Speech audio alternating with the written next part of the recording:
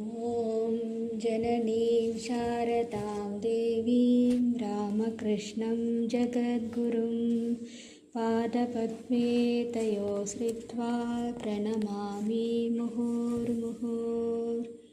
ॐ तपोनिष्ठा करिष्ठां तां त्यागवैराग्यभूषितां नमामि भारती प्राणां मातरं சாரதாத்மஜாம்.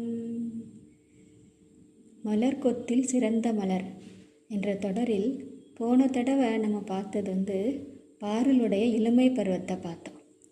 அதில் நிவேதிதா ஸ்கூலில் படித்தாங்கன்னு பார்த்தோம். பிறகு பாருளுக்கு நிவேதிதா ஸ்கூலை விட்டு போகிறதுக்கு மனசு வரல. இப்போது நம்ம பாருளுடைய போராட்ட காலத்தை பார்ப்போம். ஒரு இளம்பெண் சமுதாய கட்டுப்பாடுகளை எல்லாம் உடைச்சி எரிஞ்சிட்டு தன்னோட ஆன்மீக தேடலுக்காக தன்னோட வாழ்க்கையே பணயம் வைக்கணும்னா அவங்களுக்கு எப்பேற்பட்ட தைரியம் இருக்கும்? எந்த ஒரு உலக ஆசைகளும் இல்லாமல் தனக்கு கட்டாயப்படுத்தப்பட்ட வாழ்க்கையை தூக்கி எறிஞ்சிட்டு பாருள் மேற்கொண்ட வீராங்கனை பயணம் அப்படிங்கிறது எப்படி தொடங்குச்சு? அவங்களுடைய வைராக்கியம் எப்படிப்பட்டது? இதைத்தான் இப்போ இன்னைக்கு ஆழமாக பார்ப்போம். 1906 வருஷம் சகோதரி நிவேதிதா ஸ்கூலில் சுதிரா தேவிங்கிறவங்க டீச்சராக சேர்ந்தாங்க. சுதிரா தேவி எப்படிப்பட்டவங்கன்னா எதுக்குமே பயப்பட மாட்டாங்க. நினச்ச காரியத்தை முடிச்சே தீருற ஒரு அபாரமான மன உறுதி கொண்டவங்க. அதே நேரத்தில் மாணவர்கள் கூட தன் உயிரையே வச்சிருந்தாங்க. எந்த கஷ்டத்துக்கும் அசைந்து கொடுக்காத சுதிராதேவி தான் அமைதியான மனம் கொண்ட நம்ம பாருளுக்கு மாபெரும் வழிகாட்டியாக இருந்தாங்க. பாருள் வாழ்க்கையோட வேறாவே மாறினாங்க சுதிராதேவி. பாருள் வாழ்க்கையோட வேறாவே மாறினாங்க சுதிராதேவி. அந்த காலத்தில் பால்ய விவாக முறை இருந்தது. அதனால் பெரும்பாலும் சின்ன வயசுலையே குழந்தைகளுக்கு திருமணம் பண்ணி வச்சிருவாங்க. ஆனால் உரிய வயசு வர்ற வரைக்கும் வீட்டிலையே இருப்பாங்க. அந்த வயசு வந்த உடனேமே புகுந்த வீட்டுக்கு அனுப்பி வைப்பாங்க. உலகியல் வாழ்க்கையில் ஒரு துளியுமே நாட்டமில்லாத பாருள் இதிலிருந்து தப்பிக்கிறதுக்காக தன்னுடைய மனநிலையை சுதிராதேவி டீச்சர்கிட்ட சொல்கிறாங்க. அப்போது சுதிராதேவி சொல்கிறாங்க, அவங்க ரொம்ப பாராட்டிட்டு சொல்கிறாங்க, உன்னை வலுக்கட்டாயப்படுத்தினாங்கன்னா நீ வீட்டை விட்டு வெளியேறிரு அப்படின்னு ஒரு வாட்டி சொல்லியிருந்தாங்க. அப்போது ஒரு தடவை அவங்க வீட்டில் எல்லோரும் ரொம்பவே கம்பல் பண்ணுறாங்க அவங்க புகுந்த வீட்டு போகிறதுக்காக.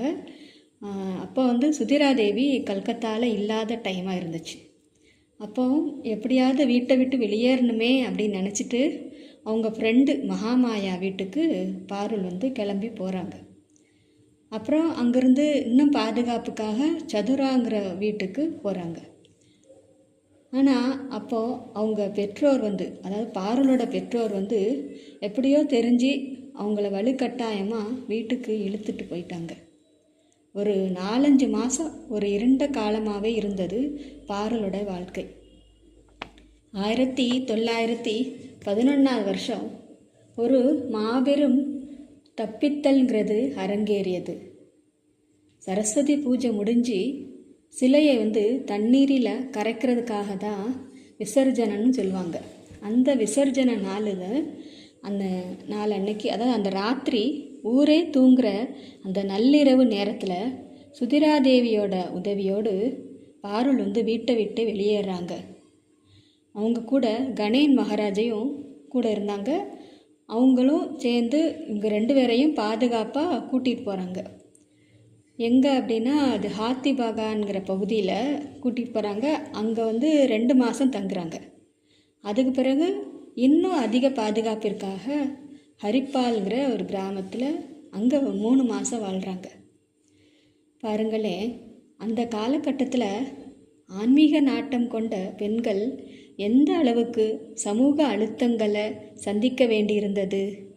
அப்படிங்கிறத ரொம்பவே ஆழமாக உணர்த்துது. இப்படி ஒரு நெருக்கடியான சூழ்நிலையில் பாருளுடைய பெயரை மறைக்க வேண்டிய கட்டாயம் வந்தது. அதுக்காக சுதிரா வச்ச பெயர் தான், அவங்களோட பெயர் தான் சரளா. சரளா என்றால் களங்கமில்லாதவள், அதாவது குழந்தைகளின் மனநிலையை உடையவள் அப்படின்னு அர்த்தம். இவ்வளோ பெரிய குழப்பத்திற்கும் தலைமறைவு வாழ்க்கைக்கும் மத்தியிலும் அவங்களுடைய ஆன்மீக தேடல் எவ்வளவு தூய்மையானதுங்கிறத இந்த பெயர் ரொம்பவே அழகாக பிரதிபலிக்குது. ஹாத்தி பகானில் தங்கியிருக்கும்போது ஒரு முக்கியமான சந்திப்பு நடக்குது. அதாவது சுதிராதேவியோட சகோதரர் ஸ்ரீராமகிருஷ்ண மடத்தின் துறவியருமான தேவவிரத மகாராஜ், அதாவது சுவாமி பிரக்யானந்தர். இவரை சந்திக்கிற வாய்ப்பு பாருளுக்கு கிடச்சிச்சு. பள்ளி மாணவிகள் கூட எடுத்த ஃபோட்டோவில் பாருளை பார்த்த உடனே தேவவிரத மகாராஜ் சொல்கிறாங்க, இவ ரொம்பவே ஒரு வலுவான அடித்தளமிக்க பெண், இவளால் மிகப்பெரிய காரியங்கள் எல்லாம் நடக்க போகுது அப்படின்னு சொல்கிறார். எந்த குழப்பத்திலும் சலனப்படாத பாருளின் அந்த அபாரமான ஆன்மீக ஆற்றல் ஒரு சிறந்த துறவியால் அப்போதே மிக துல்லியமாக கணிக்க முடிந்தது. இந்த இடத்துல நம்ம கவனிக்க வேண்டிய விஷயம் இருக்குது. அதாவது பாருள் பிறந்து வளர்ந்தது கடுமையான ஒரு வைதீக குடும்பத்தில் பிறந்த ஒரு பிராமண பெண்.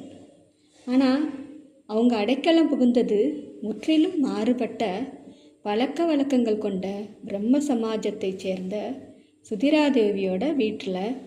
நடை, உடை, உணவு பழக்கம் எல்லாமே வேறு தான் இருந்துச்சு. பாருள் எந்த ஒரு கூச்சமும் இல்லாமல், ஒரு சிறிய புகார் கூட சொல்லாமல் அந்த புதிய சூழலோடு தன்னை ரொம்பவே சுலபமாகவும் சந்தோஷமாகவும் தன்னை இணைச்சிக்கிட்டாங்க. அவங்களுடைய இந்த விட்டு கொடுக்கும் தன்மை தான் நம்மளை உண்மையிலேயே வியக்க வைக்குது. தப்பிச்சு வர்றதுங்கிறது ஒரு சுலபமான விஷயமா என்ன? பாருளுக்கு அடைக்கலம் கொடுத்ததுனால ஒருவேளை சுதிராதேவியை சிறைக்கே அனுப்பலாம். அதை தவிர்ப்பதற்காக தான் பாருளுடைய அன்றாட வாழ்வு எவ்வளவு கடினமாக இருந்துச்சுன்னா, விருந்தாளி யாராவது வீட்டுக்கு வந்துட்டாங்க அப்படின்னா பாருள் ஒரு ரூமில் வச்சு பூட்டிடுவாங்க. அது மட்டும் இல்லை, அன்னை ஸ்ரீ சாரதா தேவியை பார்க்க போகிறது கூட ஒரு முழுவதுமாக திரையிடப்பட்ட ஒரு குதிரை வண்டியில் தான் கூட்டிகிட்டு போனாங்க. 1911 புத்த பூர்ணிமா அன்னைக்கு தான் ஒரு சிறப்பான நாளாக அமைஞ்சது. அன்னைக்கு தான் அன்னை ஸ்ரீ சாரதா தேவி கிட்ட மந்திர தீட்சை எடுக்கிறாங்க. இப்படி வீட்டை விட்டு வெளியே மறைஞ்சு வாழறியேன்னு அன்னை ஸ்ரீ சாரதா தேவிக்கு ரொம்பவே இதை கேட்டு ரொம்ப கவலைப்பட்டாங்க. உன்னோட எதிர்காலத்தை நினச்சா எனக்கு கவலையாக இருக்குமா? நீ இன்னும் எத்தனை நாள் தான் இங்கே அங்கே அலைவியோ அப்படின்னு அம்மா ரொம்ப பரிதவிப்போடு கேட்டாங்க. அன்னையோட பயம் சீக்கிரமாகவே உண்மையாயிருச்சு. அதாவது எதிர்பாராத விதமாக பாக் பஜாரை சேர்ந்த ஒரு பெண் சுதிராதேவியோட வீட்டில் வந்தப்போ சரளாவை நேரில் பார்த்துட்டாங்க. அதாவது பாருளை நேரவே பார்த்துட்டாங்க அந்த பெண். 2 பேருக்குமே அதிர்ச்சியில் வார்த்தையே வரலை. விஷயம் வெளியே தெரிஞ்சால் சுதிராவை ஜெயிலுக்கு போக வேண்டிய நிலை வரும் அப்படின்னு பயந்தாங்க பாருள். அப்புறம் வேகமாக பர்ஷி அப்படிங்கிற ஒரு வேலைக்கார பெண்ணோட அவசரமாக மறுபடியும் ஹரிப்பால் கிராமத்துக்கு தப்பிச்சு போயிட்டாங்க. இந்த பயங்கரமான அலைச்சலினால் மலேரியா காய்ச்சலே வந்துருச்சு. உடல்நிலை ரொம்பவே மோசமாக இருந்தது சரளாக்கு. பாருளுடைய இந்த வாழ்க்கையை ஒரு மாபெரும் வாழ்க்கையோடு ஒப்பிட்டு கூறலாம். அதாவது ராமர் அரண்மனையில் பிறந்தவர் தான். ஆனால் 14 வருஷம் வனவாசம் போனார். கட்டாந்தரையில் படுத்து உறங்கி கிடைச்ச காய்கறியை சாப்பிட்டு எந்த புகாரும் இல்லாமல் எப்படி தன்னோட லட்சியத்தை அடைஞ்சாரோ அது மாதிரி பாருள் ஆடம்பரத்தை எல்லாம் தூக்கி போட்டுட்டு ஊராக அலைஞ்சி பல வீடுகளில் ஒளிஞ்சு வாழ்ந்தாலும் அவங்க எந்த குறையும் சொல்லாமல் தன்னோட ஆன்மீக லட்சியத்தில் இருந்து ஒரு நாளும் பின்வாங்கியது இல்லை. ஆக ரொம்பவே முக்கியமான விஷயம் என்ன என்றால், பாருளுடைய போராட்டம் நமக்கு ஒரு பெரிய பாடத்தையே கற்றுக் கொடுக்குது. வாழ்க்கையில் என்ன கஷ்டம் வந்தாலும் அதை ஏற்றுக்கொள்ளக்கூடிய மனநிலையில் இருக்கணும். நான் இப்படித்தான் வாழுவேன், இப்படித்தான் இருப்பேன் அப்படிங்கிறத விட்டுட்டு, வாழ்க்கை எப்படிப்பட்ட சூழ்நிலைக்கு நம்மளை கொண்டு போகுதோ அந்த நீரோட்டத்தோடு சேர்ந்து எப்பேற்பட்ட சவால்கள் வந்தாலும் சரி, நம்முடைய லட்சியத்தை மட்டும் ஒருபோதும் கைவிடக்கூடாது. வாழ்க்கை எப்படி அழைச்சிட்டு போகுதோ அது கூட பாருள் போயிருந்தாங்க.